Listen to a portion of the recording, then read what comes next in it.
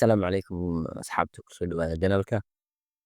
Muuqaalkii ugu dambeeyey waxaa soo sharaxnay undo commits oo ah in aad ka laaban kartid commit aad abuurtay oo aad u laaban kartid commitka micnaha isbedelkiisa adoo ka laabanayo new commitna uu ku abuurayo. Commandigana wuxuu naga saacidayay meeshii aad dhihi lahayn git add fileska aan kusoo dari lahayn then git commit aan samayn lahayn.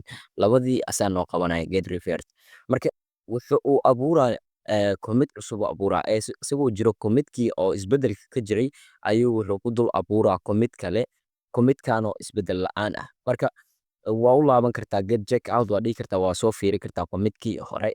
Marka haddii aynu rabno inaynu deleyno commit macnaha anagoona aan revert gareynin ama isbedelkii anagoona ka laabanin waxaa rabnaa new initial commit aa abuurnay waxaa kusoo darnay isbedelo cusub waxaa rabnaa initial commitkan inaan deleyno commitkii ka horreeyey aan u laabano.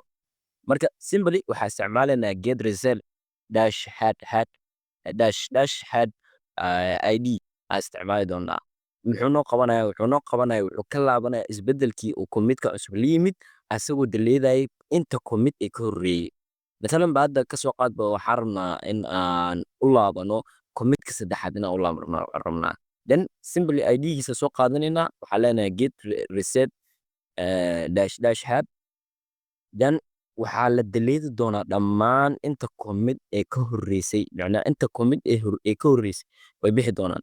Last commitkaada wuxuu noqon doonaa kan noqon doonaa pointerkaada wuxuu head gareyn doonaa kan maadaama la deleeday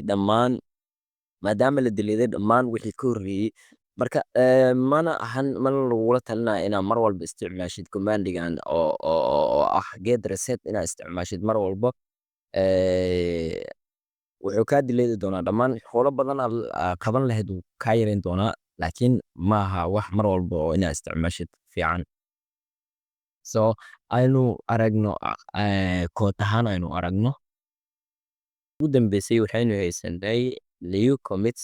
So pointerkeedu wuxuu tilmaamaa last commit oo aynu kusoo darnay paragraphkii shalay aan ka laabanay oo waxaan dhahnay get revert aan dhahnay bedel aan dhahnay cagsi ahaan u bedel. Haddii aan rabno inaan reset gareyno waxaan isticmaalaynaa oon u laabano older versionkeena ama initial commitkeeni then simply wuxuu deleedi doonaa commitkan iyo isbedeladu la yimid oo dhan ma jiri doono wax paragraph ah. Hadda kan waa loo laaban karaa commitkan waa loo laaban karaa si loo ogaado paragraphka iyo linkiga. So simply haddii aan rabo inaad dhaho inaad deleedo commitkaas iyo wixii ka horreeyey simply idgiisa equal garay then waxaan dhahdaa clear waxaan dhahdaa get reset had then id. So hadda haddii aanu fiiri hadda git log haddaan dhahno pointerkeenu meeshu tilmaamaya fiir initial commitkeenu pointerka tilmaamaya waa kii ugu horreeyey isbedelkii ugu horreeyey aan sameynay oo commit oo ahay h1 tan dis inaan kusoo darnay initial commit wax commit kale ma jiro wuu deleedi doonaa wax walba commit oo ka horreeyey wuu deleedi doonaa. Marka commandigaas sidaas waaye. I hope in aad wax ka fahanteen.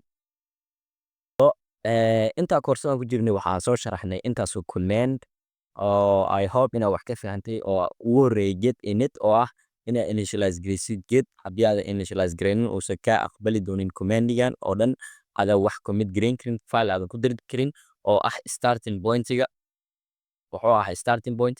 Get add filesna waxaa waaye filashaada inaa git kusoo dirtid si aa commit u abuurtid. Fileska aad ka tegaysidna iyo ama qaabka fileska loogu soo darayna waa soo sheegnay oo ah inaad pointer gareysatid filekaada oo index.html ama haddii aad rabtid all video soo online ku sharxi doonaa iyo ku xigi doono inaad isticmaashid simply dot get commit oo noo abuurayo commit ama stage ama xaalad noo abuurayo isbedel oo aan xaaladaas markaas aad joogno mar walbana xaaladaha aan isku bedbedeli karno. Marka get status oo noo sheegaya sheyga uu modify lagu sameeyey iyo sheyga aan commitka ka qayb qaadan doonin xilliga soo socdo. Get log oo noo soo bandhigaya inta commit aan sameynay iyo haddii aan rabno in idgooda aan u laabano macnaha check out aan ku sameynay. Get check out wuxuu noo sameynayay inaa commit maahana commitka kale aan soo fiirin karno older versionkeeni ama old commitkeeni inaan soo fiirin karno ayuu noo sameynayay.